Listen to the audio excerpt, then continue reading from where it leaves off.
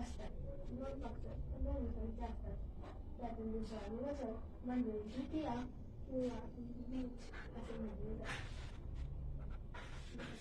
रोज मराठी भाषेत तिथीनुसार होळीच्या दुसऱ्या दिवशी.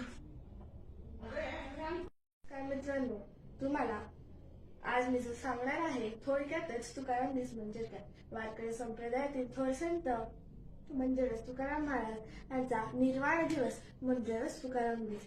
तर ह्या निमित्ताने मी थोर संत तुकाराम महाराज यांना माझा प्रणाम. धन्यवाद. हा माझा डिटेल व्हिडिओ तुम्हाला जर पाहायचा असेल तर YouTube मध्ये लर्न विथ गायत्री मोहन या चॅनलला सबस्क्राईब करा.